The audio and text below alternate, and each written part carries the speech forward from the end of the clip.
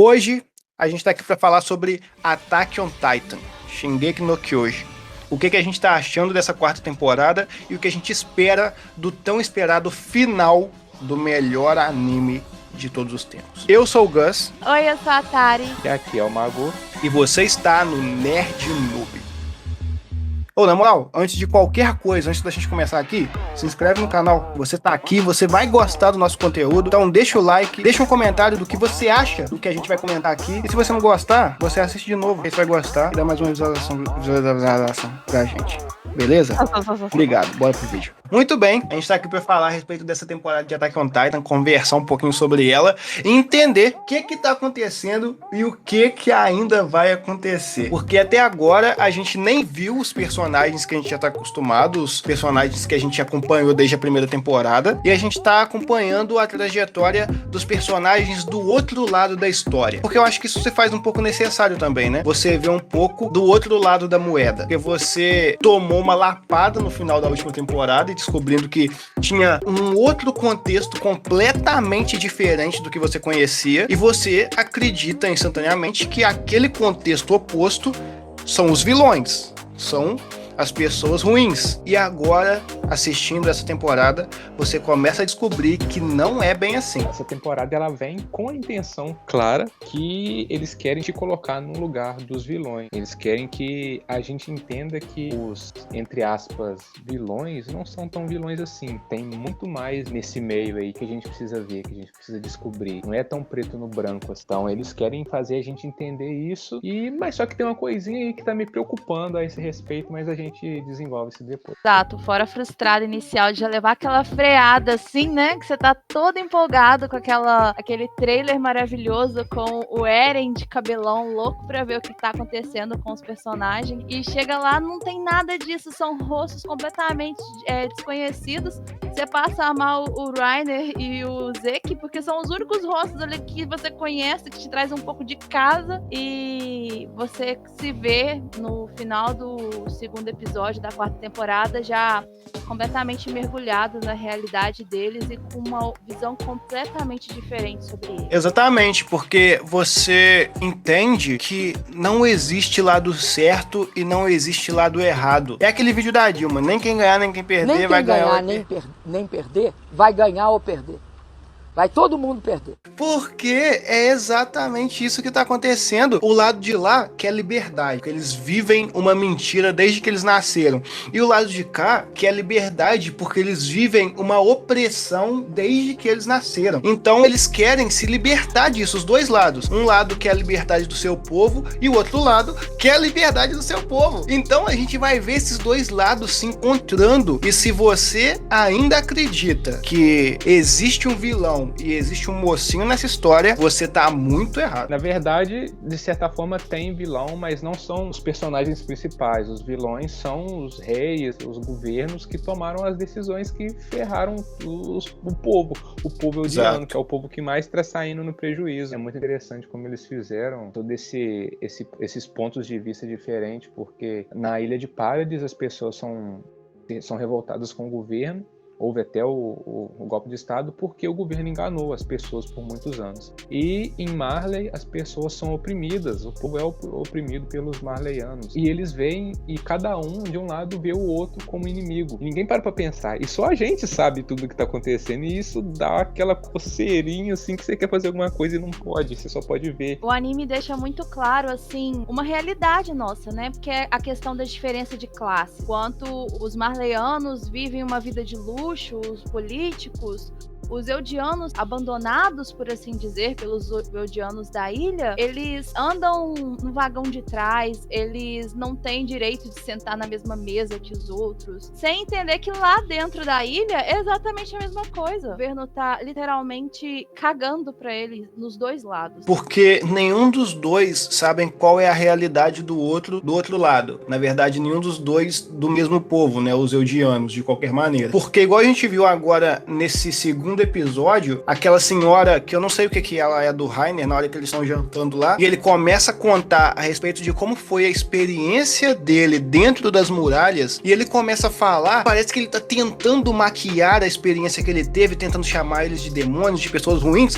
quando na verdade Ele não acredita nisso de verdade. E a senhora fica espantadíssima com isso, porque ela guarda um rancor. Ela não acredita que eles têm que matar os Eldianos de dentro da ilha, porque eles são pessoas ruins e só. Ela fala assim: nós temos que destruir aqueles que foram embora e nos abandonaram aqui, no sentido de eles foram lá pra se dar bem e abandonaram a gente aqui pra ficar sofrendo opressão e sendo segregado. Existe um rancor dos dois lados. Ao mesmo tempo que a galera da ilha pensa que tá sendo presa e a liberdade deles está sendo tirada por quem tá do outro lado, o outro lado de cá pensa exatamente a mesma coisa. E ninguém sabe disso. Então é exatamente igual o Mago falou. Meu Deus, cara, por que eu não posso mandar um pombo correr e falar: gente, é isso aqui que tá acontecendo, não briguem, por favor. E é aí que a gente consegue perceber que não tem um lado certo entre os personagens principais, que é colocar a gente agora um pouco no lado dos que a gente achava que eram vilões. Eles são o tempo todo, aparentemente, incentivados a desenvolver ódio. E é nessa hora que a gente conhece, assim, né, pra muitos é desconhecido, aquele sentimento, aquela vontade de dar um tapão na nuca no Reiner, né? Porque a gente vê a bipolaridade dele em vários momentos do anime, fica muito bolado com isso, e ele volta a apresentar um pouco disso na quarta, né, naquele momento em que ele tá conversando com o Falcon no vagão de trem, e ele mostra uma mínima dúvida a respeito da vontade dele de herdar o Titã blindado, e ele fica fora de si, da mesma forma que ele fica quando ele apresenta pra família dele, pra mãe dele, a demônia das batatas. Ela não quis dividir e ofereceu a batata e era menos da metade da batata, mostrando como esse povo é péssimo e impiedoso. Então a gente vê no discurso de ódio deles como é que eles veem, eles sabem que não é assim, mas eles maquiam tudo justamente pra gerar esse ódio. E a gente vai ver também esse confronto interno. Mas agora a pergunta que não quer calar: o que vocês esperam do resto dessa temporada? Eu espero de verdade que essa temporada mantenha o mesmo nível das temporadas anteriores, no sentido assim de elementos surpresas e reviravoltas que deixam a gente sem fôlego, né? Que é a grande marca do anime até o momento. E espero que todas aquelas pontas soltas que tenham ficado consigam ser bem amarradas no final, exploda a nossa mente tanto quanto as outras temporadas e que continue sendo, na nossa percepção, um dos melhores, se não o melhor anime de todos os tempos. Como eu falei no começo, né, que obviamente o anime tá querendo tentar fazer a gente não ter um lado e fazer a gente ficar se corroendo, porque a gente gostava do Eren, da Mikasa e do Levi, só que agora a gente sabe o lado dos vilões, né, entre aspas. E eles querem fazer isso, querem fazer a gente ficar com esse sentimento horrível, mas isso me preocupa também, porque pelo que eu vi, eu não sei se vai ser isso mesmo, eu vi muito pouco falando sobre isso, mas pelo que eu vi vão ser 16 episódios. E isso me preocupa porque a gente já tá 3 temporadas com os personagens da Ilha de Paradis, com o Armin, o Eren, a Mikasa, o Levi. Então a gente já tá acostumado. Por mais que a gente saiba o lado dos outros, a gente sempre vai tender pra esse, porque a gente já conviveu com esse. E eles têm uma temporada só pra apresentar esses outros. E talvez sejam só 16 episódios para isso. Eu acho que é muito pouco tempo. E esse sentimento que eles estão querendo que a gente fique com tão pouco tempo de desenvolvimento, talvez a gente não fique tão assim. É mais ou menos o que eu penso também, só que esse sistema de episódio semanal, eu acho que funciona por isso. Porque todas as semanas você passa mais uma semana alimentando aquele sentimento, desenvolvendo aquele sentimento, porque é mais ou menos a mesma coisa que aconteceu entre Vingadores Guerra Infinita e Vingadores Ultimato. Quem assistiu Vingadores Guerra Infinita e depois de um ano assistiu Vingadores Ultimato, ficou cultivando junto com os heróis o sentimento de vingança contra o Thanos. Já quem assistiu, só assistiu um e logo em seguida assistiu o outro, não teve esse momento. Então pra gente o anime vai ser basicamente a mesma coisa. Quem tá assistindo agora no lançamento, inevitavelmente vai criar um vínculo com esses personagens, se essa for a intenção realmente, porque você sempre passa algum tempo pensando sobre o que você viu, e eu espero muito que eles amarrem todas essas pontas, porque são coisas incríveis que a gente viu e falou: nossa, como? Tipo aquela parada do Proteja o Eren e a Mikasa. Quem são Eren e Mikasa? casa. Ah, é? De quem serão essas lembranças? E você fica, nossa! Então eu espero muito que eles amarrem muito bem essas pontas, porque eu não quero que seja Lost isso aqui não, tá? Eu só espero ver a barriguinha de chope do Titã Bestial animada, normalmente. É só isso que eu quero. Mas só tem mais um ano pro Zeke perder o poder dele. Ou, na verdade, só tem mais um ano pra ele morrer, no caso. A Gabi não é, né? Porque o Falco tá na disputa. Ela é a preferida, mas ele pode, sei lá, surpreender. Exato. Vamos ver. Tô esperando isso daí também. Parece que ele tá querendo ficar mais forte justamente porque ele gosta da Gabi e pra dar a vida, meio por assim dizer, por ela, né? Essa ideia que ele quis passar naquela hora que ela tá toda felizona, comemorando lá no colo do cara, e ele tá tendo aquela crise existencial porque ela só vai viver até os 27 anos. O Reiner fala isso, né? Você vai salvar ela desse fardo nosso que é herdar o poder dos titãs. Ela tá toda deslumbrada com o fato de poder usar o titã pra poder libertar o povo.